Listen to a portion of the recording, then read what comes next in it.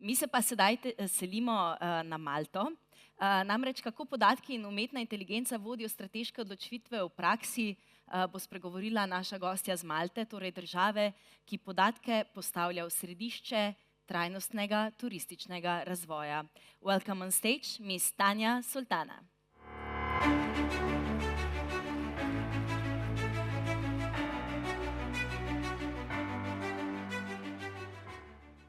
Thank you. Good morning, ladies and gentlemen. It's an honor for me to be here today. First, I'd like to thank the Slovenian Tourist Board for the invitation, mainly Maya and also Anna, and also congratulations to Dubravka for the recent appointment at UN Tourism. You are leaders in sustainable tourism development, and this is also endorsement, from the world, so you should be proud of your achievements. And I'm very humbled to be invited to share the Malta experience about evidence-based decision-making.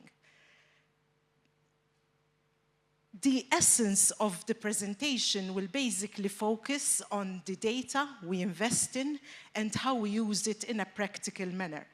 But before I go into the details of the data, first I would like to share some details about my destinations. I hope you are all familiar with the Maltese Islands. We do have direct flights to Ljubljana, maybe not throughout the whole year, but from April to October mainly we do have.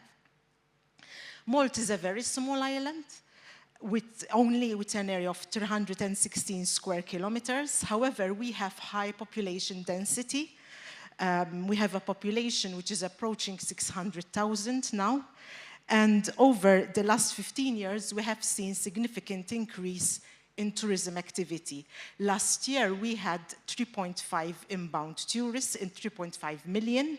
And this year, we are expecting to have 4 million. We have an average length of stay of around 6 nights.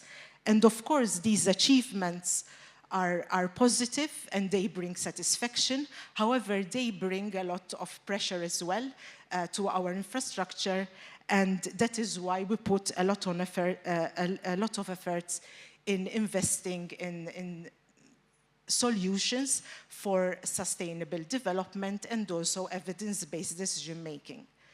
For evidence-based decision-making, it's important to have an ecosystem.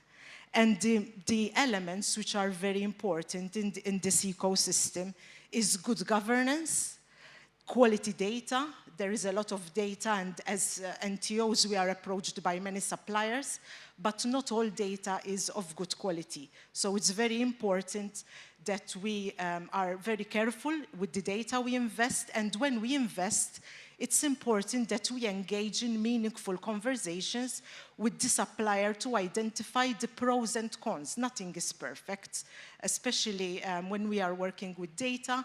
So we need to identify the pros and cons in order to implement our solutions in the best way.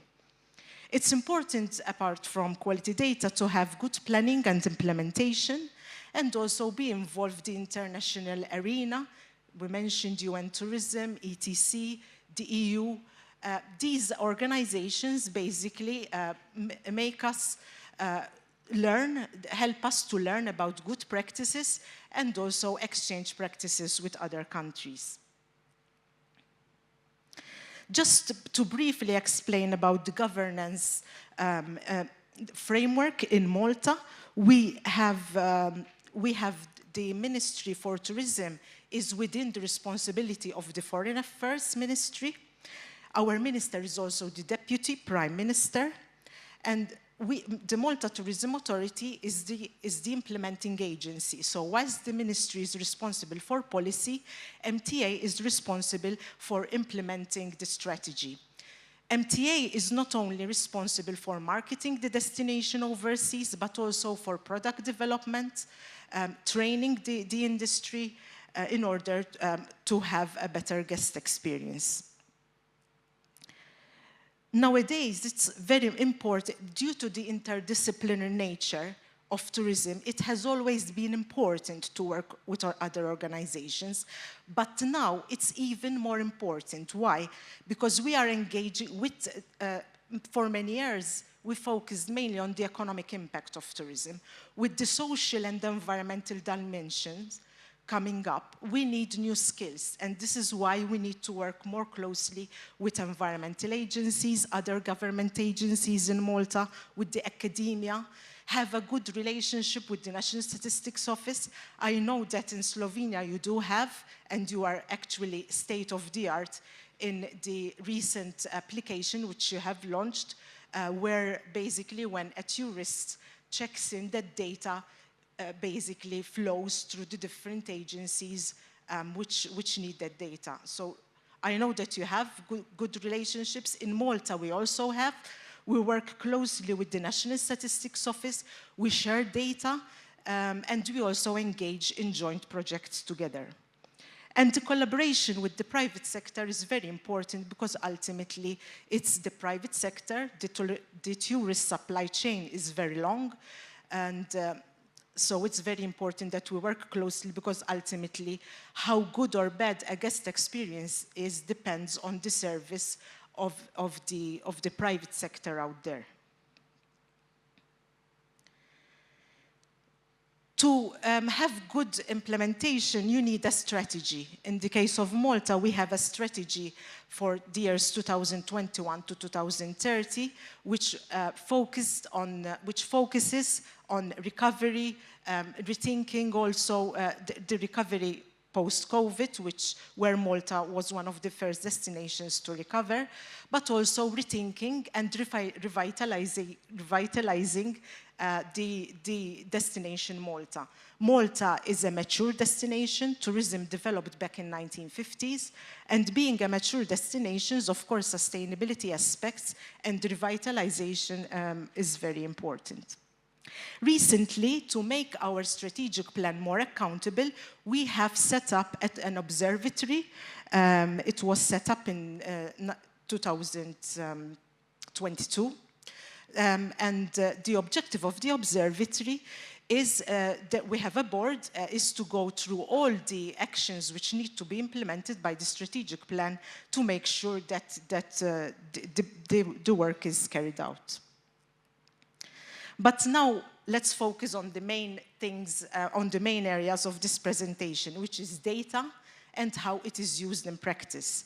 So the key research areas for Malta, as you can see, are very much diverse. We have the Statistics Office, which I have already mentioned, which publishes a lot of information about tourism. We invest in air connectivity data, accommodation data. Tourist profiling is very important to improve the guest experience.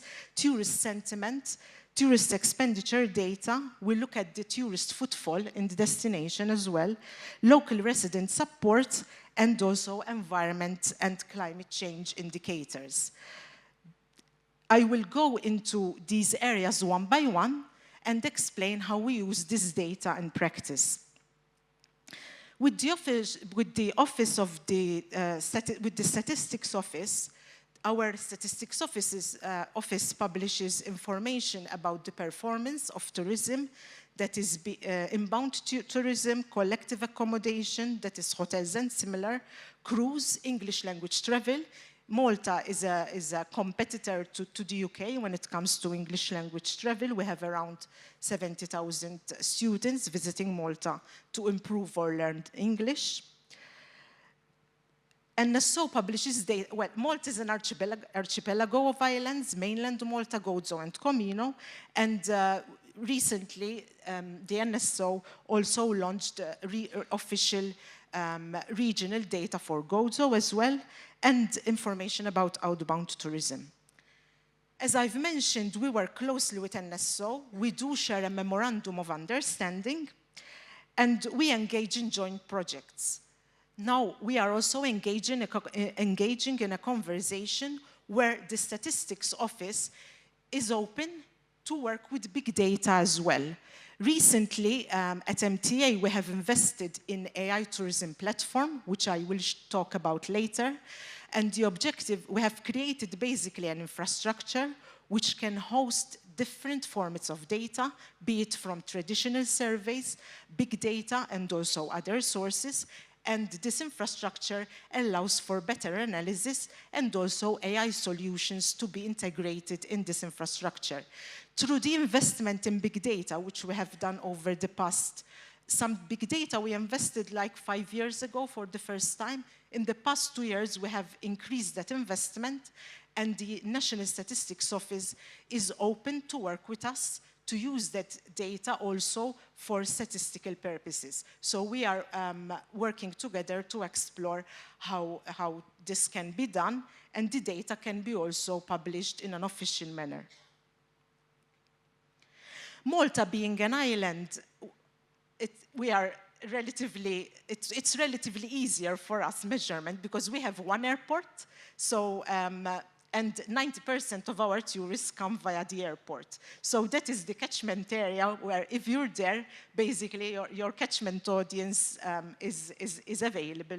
And most of our, we have actually 2 surveys, continuous surveys, which are distributed at the airport on arrival, which I will talk about later. And that makes it relatively easier. But let's focus on air connectivity data first. So we invest in air capacity data by route and by airline, and we also monitor route performance and airline performance. We have, apart from investing in big data, we also have a very good relationship with the Malta International Airport. And the Malta International Airport, be it a private agency which is on the stock market, the data is very sensitive. So they do, however, they do share with us confidential data, and we have a confidential agreement. And that is basically data on historic. So they share how many passengers and seats were carried by airport and by airline. However, we need to look at the future to also forecast and plan and allocate budgets. So that is where we invested in air connectivity data. And you can imagine until last year, we used to do it manually, because air travel is so important. We used to go into the website of every airline, count the flights, imagine the flights when you have double or triple, and to calculate the capacity for a season, it used to take us sometimes 1 week. Now we have the data available easily through big data. So that has helped a lot. This information, as I've mentioned, basically is used to prioritize budget allocations, and it is shared with our overseas offices on a regular basis because it's very important for them.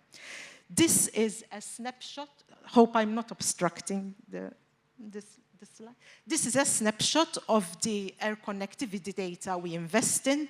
Of course, the data is much more detailed, the dashboard. However, here, as you can see, you can choose the season, the markets, and you have full details by day or by week, whichever you need. Accommodation data is very, very important because it's one of the indicators of carrying capacity, how many tourists a destination can host.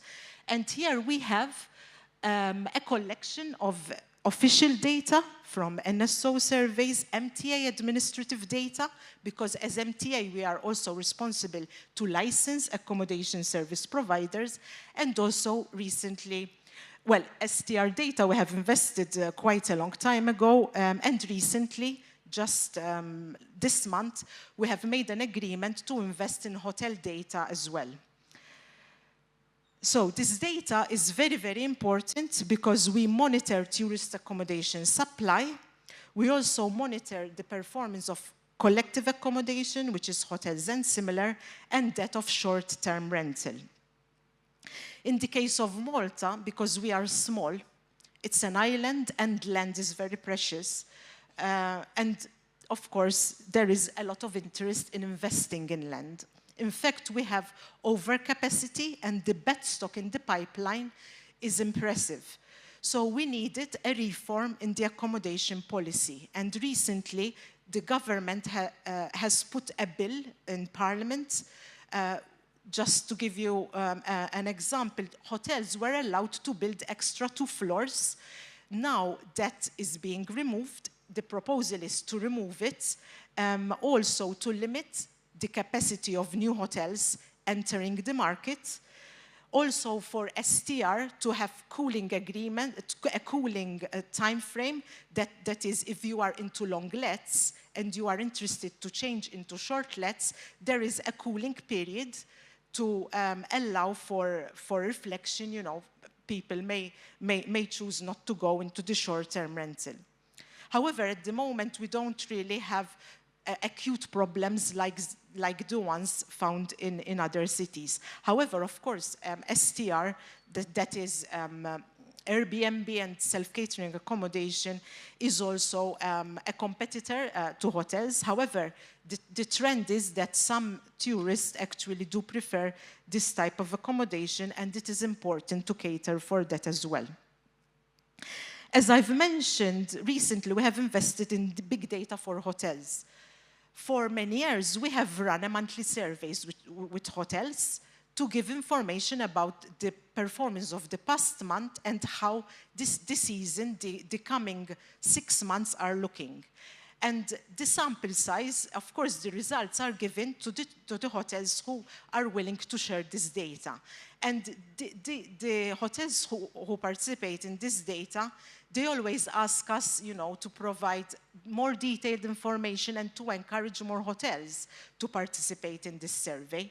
And in this way, by investing in big data on hotel performance, especially in terms of rates, for pricing strategies for hotels, it's very important. And this is where hotels can benchmark their performance and also decide on pricing strategies. Here you have a snapshot of accommodation data where the top part is the STR data and the bottom part is the new data which we have invested in. This hotel data, as I've mentioned in the beginning, no data is perfect. These rates feature the rates available online. So it wouldn't include the group rates or, for example, conference and incentive, which is very important for Malta, you know. And so these are the rates which are shown on booking.com. However, it is still very important and relevant data, which we will be sharing also with the trade. When we negotiate with data providers, you know, there's always usually a condition where you cannot share data with third parties. However, it's important that when you negotiate with data providers, you also discuss at which level of detail some information can be shared with the trade. Because if the information is only kept at the NTO level, it's not shared with the trade, it's limiting. Why? Because this data, you improve competitiveness if you allow your trade to benchmark themselves, both in terms of price performance and also on other aspects, as we will see later on. Tourist profiling data and its application. For us, it's very important to profile the tourists who visit Malta.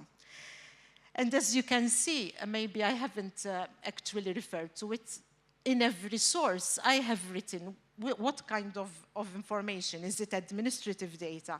Is it a survey? Is it big data? You may say, you know, surveys are obsolete. Till now, we still find value in traditional surveys because the profiling you get from big data is still limited and you cannot go into the details. We have been running a traveler survey for many years at MTA where we get detailed information on pre, during, and trip behavior of tourists who visit Malta.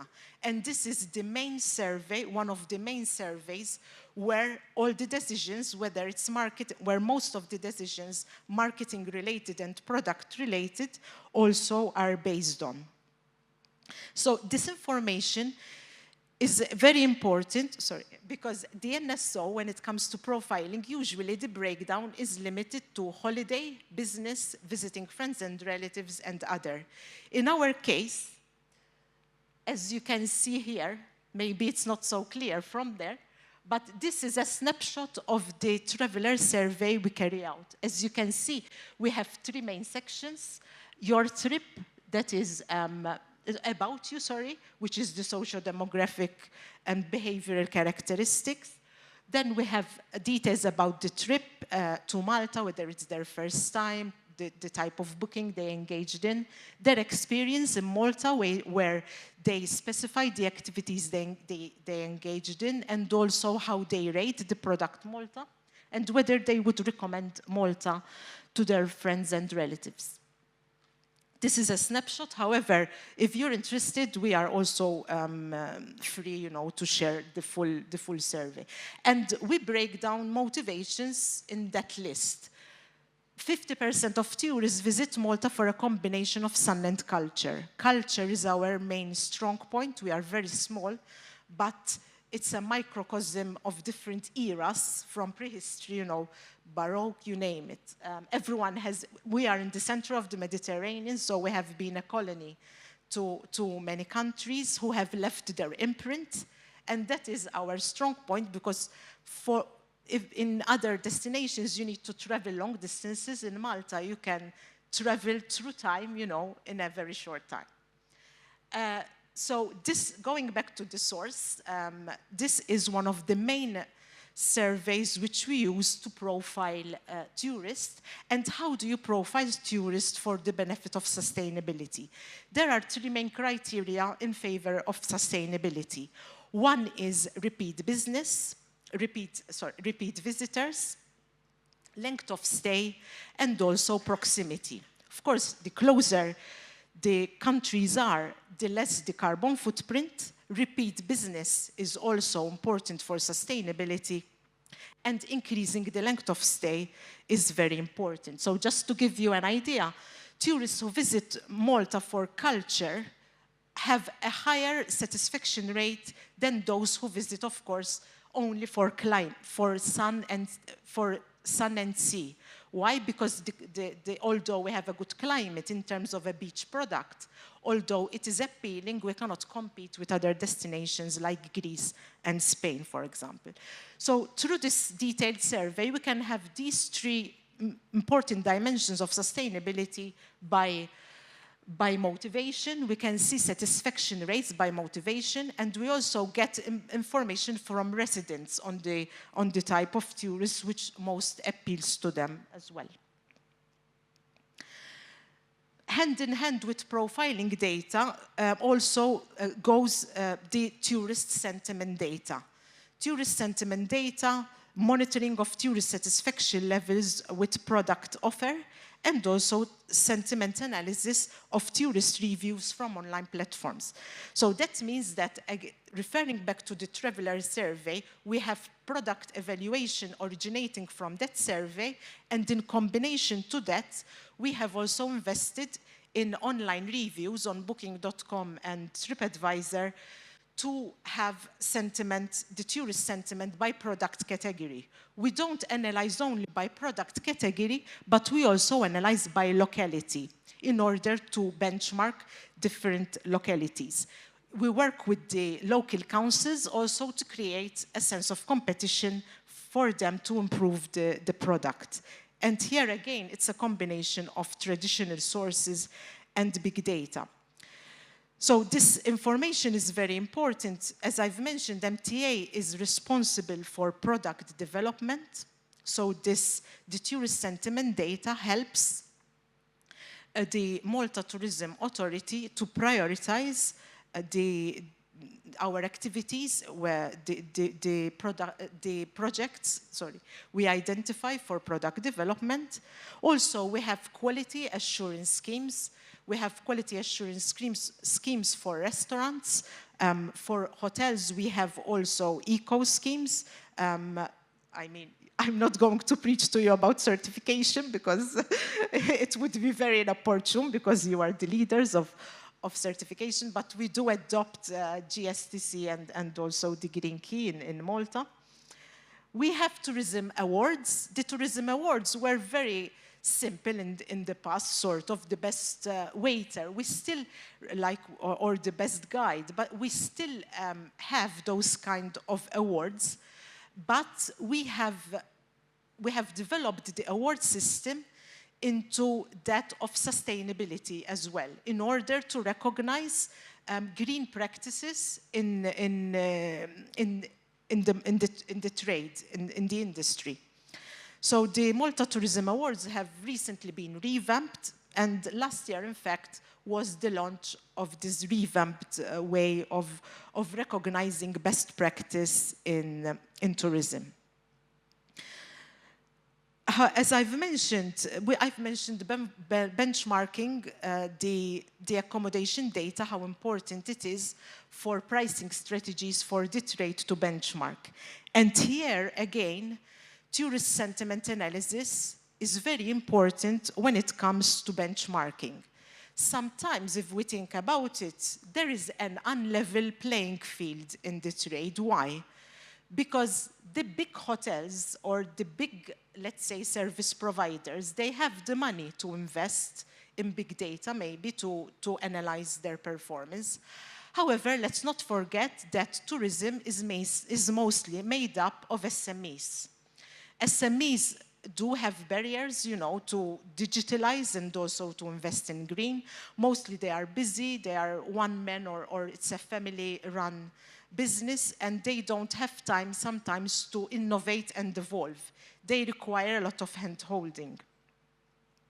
So by making this information available, at least MTA on a destination level can provide benchmarking scores on different product offers at a destination level by product offer and also by locality. Once these scores are more appreciated by the trade, then it could be that the interest, we raise more interest, especially for SMEs, to come up with digital solutions also for them to invest, to see these scores on a regular basis and also compare themselves. And if they are, let's say, under the score, they can invest to improve their performance. So this data is important to be shared because that is how change can happen if you share the information. This is a simple dashboard which was created. I mentioned the AI tourism platform originally. However, we will be having a second look at the dashboard in order to revamp it. I mean, not all projects. Nick mentioned something important, experimenting to innovate. Not all projects are fully successful, and you need to experiment. In this case, when I mentioned the AI platform, I mean, I don't want to portray give the impression that everything is perfect. We do have problems. We invested in AI platform, for example, for Malta, where the infrastructure is strong, but because we have to go through a procurement process, you know, like many other companies, the dashboards, having the data and developing solutions from it was a problem for the company chosen, you know, in the procurement. So the success of the AI platform was to have a solid infrastructure. The dashboards are not top-notch. So in the coming year, the more effort will be put to have better dashboards. At the moment, the AI platform allows only for internal use. So once the dashboards are revamped, we will also share them with share elements of data which is not sensitive and make it public as well. So tourist expenditure data. This is something close to heart because we have been investing in expenditure data. I joined MTA, well, at the time it was NTO, back in 1998. So it's my 28th year this year at the Malta Tourism Authority. And when I joined MTA, the tourist expenditure survey was already in existence. It is still a paper survey, so we are talking about AI and digital. However, you know, NSO publishes data on expenditure, which is on a to a certain extent, cumulative level. That is expenditure on flight, expenditure on accommodation, and expenditure in the destination, and expenditure on the package. We invested in a survey which is like a diary form, which is distributed at the airport, where tourists record on a daily basis. Originally, it was on a daily basis. Now we changed it into a whole trip data profile. And they share with us their expenditure by category. It goes into a lot of detail: expenditure in accommodation, food and beverage, transport, attractions, and also by type of experience. It's quite a detailed survey. We have around 1,500 questionnaires a year received from this survey.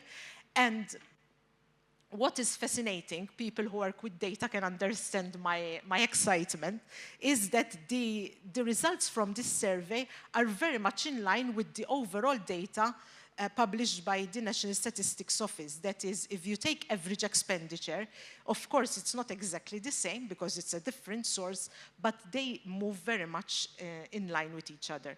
And basically we use this data for tourism satellite account purposes. And also, however, this data is very much used by investors who want to invest in any aspect of the tourism supply chain, because we give them expenditure details also by category. However, to improve on this, we have also invested recently in big data. Many credit card data, basically. This is nothing new probably for you, because many destinations do invest in credit card data. The credit card data also goes into different categories, and our challenge as an organization is to increase the tourist expenditure, like many other countries. In comparison, we see that in Malta, expenditure, at least UN tourism data shows that tourism expenditure in Malta is relatively lower than that in other destinations. So with the company we have the contract with, we have decided to invest in data to see how competitor destinations, the expenditure profile. So it's a common tool. The big data is the main advantage, apart from being timely, is that it's the same methodology and you can compare with other destinations. So we will be getting data from for competitor countries, comparing the profile, especially the average and also the product categories.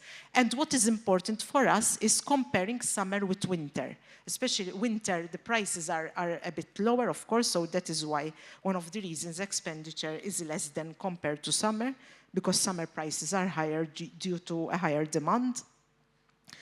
But through this data, once we know where we are lagging behind by product category, we can push the product categories and encourage tourists to spend more money on. This data, I understand you are very much interested in as well. It is the evaluation of the tourist footfall and how we use it in Malta. Recently, well, originally, the first investment was done in 2019. This is all based on big data. And here we monitor tourist visits by locality. And we also monitor one-day visitors' movements by locality. Malta, we receive also around 1 million cruise passengers, in addition to the 4 million tourists I have mentioned, which we will probably hit this year. This is, and most of the cruise traffic puts pressure on the capital city, Valletta, because the port is in Valletta, and it's easier, to walk up and visit the city. So looking at the footprint of the footfall of the one-day visitor is very important for us. And here, the main application of this data is tourism dispersion strategies. The promotion of lesser-known areas in order to move traffic from popular areas to less-known areas. And in this way, to reach this objective, at least, or to work towards this objective, we have recently embarked on revamping our branding strategy. So just for you to understand better, Destination Malta, for many years, we were not top of the mind destination. You know, we are center of the Mediterranean, closer to Northern Africa, and close to the other more popular, I would say, Mediterranean destinations like Italy, Greece, for example. So for many years, Malta was a destination of, let's say, there are troubles or other destinations, there are troubles in competitor countries, or other destinations are more expensive and tourists would choose Malta. Now we have become more top of the mind destination, but as a brand, Malta is known as a brand. Sometimes Valletta is even more known than Malta. And also we have Destination Gozo, which we market as a destination in its own right. And here is where I would like to refer to an analogy, which is not mine, so it's not my credit. It's my boss's, Leslie Vella, and here I know that some of your colleagues know him. He has a great experience in tourism. His objective is to unzip. It's like when you receive a folder and a zip file, and you want to unzip it. And when you receive a zip folder, you don't know how many files are in that folder. And Malta is like that because we are small. Many people think that there is nothing to do. When you unzip it, you realize how many opportunities there are. So the fact that at the moment we have the brand Malta, Valletta, and Gozo. And the idea is to make other areas more known in order to release pressure from Valletta and Mdina, for example, which are more known destinations. What we have done is we have engaged workshops and also a professional branding experts, and we have split Malta into different areas. So you have the port region, so Valletta and part of the south of Malta, in order to make the locality look bigger as a region. So we have split Malta into different areas. In every area, we organize the workshop to identify the brand personality, to identify the unique characteristics of that cluster, the brand personality, and also the brand essence, and finally the DNA of that area. And that exercise will help to develop marketing strategies and market areas as a cluster. Instead, I understand that here, for example, Bled has a very strong brand. So, of course, many people would flock to visit. The idea would be to make the brand bigger, sort of, just to put it into practice. So this is a practical example. So just for you to have a look at how the data looks, we have information. This is the tourist details. So we have information by locality. Those are part of the localities. I mean, the full list, of course, couldn't fit. And we also have country classification. So by geographic, and every category you can actually go into break. We have by country detail. So you would know which countries mostly visit which locations, the profile by country. The data for the day visitor goes into more detail, because to have this data by site as well, apart from by locality, it's so heavy because it's real time and it's updated on a daily basis. For the infrastructure to carry it, at the moment, it was not an option. We have actually a contract with one of the main service providers in Malta. It would have been too expensive. At the moment, we cannot afford the data by country, and also quite big to manage. However, for one-day visitor, we don't have real-time data. We bought data, a one-off solution for the year 2024. And we also have by-side data, because for Valletta, we need by-side data for carrying capacity feedback in order to improve on the dispersion strategies. So here we have data for for the one-day visitor, both by locality, by site, and also by country. We engage in a resident survey as well, so the social impact of tourism is very important for us. This is a traditional survey which we carry out every 2 years. And it is a mix of telephone interviews and online panel. The first study was done in 2018, and last year we did the second round, and we could see that although tourism sentiment is still positive, because residents do recognize the importance of tourism, we saw a decline in resident support because of mostly of the overcrowding, of the litter problem, noise problems. So these are important issues to take care of and also monitor. And the way we use this data is for communication strategies with the general public mostly. And we need to safeguard the hospitality aspect, which is one of the core values of Destination Malta.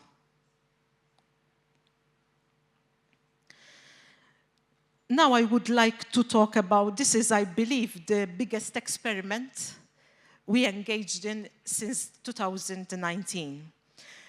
We invested in a new source of data, which is satellite data, and I'm happy to know that recently the Slovenian Tourist Board has also invested in this solution. This is information on the impact of the environment on tourism and climate change. So this is environment and climate change data. Here we monitor the impact of the environment on tourism versus a number of indicators, as you will see. And we use this data, both for short, medium, and also long-term planning. This data is also very valuable when you want to address and open conversations and joint projects with other organizations, other government entities, for example. So for inter-organizational collaboration, it's very important. It is used for cooling strategies. So once UN Tourism saw this project, soon we are at drafting stage. The UN Tourism will launch a competition for designers to submit innovative ideas on shading opportunities. Why? Because since Malta is a small island, and of course in summer it's very hot, part of the islands are very built up, and there are not much shading opportunities. Where you have no vegetation, of course, or lack of vegetation, we have few trees as well, the temperature goes up. So a shading project would help a number of areas to be cooler than they actually are at the moment. This data, the territorial data, was very important also during our branding strategy. When we carried out our workshop, we gave information on the destination. And however, you will understand better once I go into the different indicators. This slide here shows our evolvement with this innovative tool. We work with a company called Murmuration, which is based in Toulouse. We started the discussions in 2019, and the first solution was available in 2021.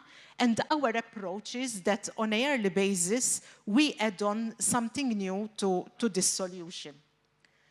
So in essence, we monitor the quality of air, the temperature of the air, quality of water, temperature of water, quality of vegetation, and level of urbanization.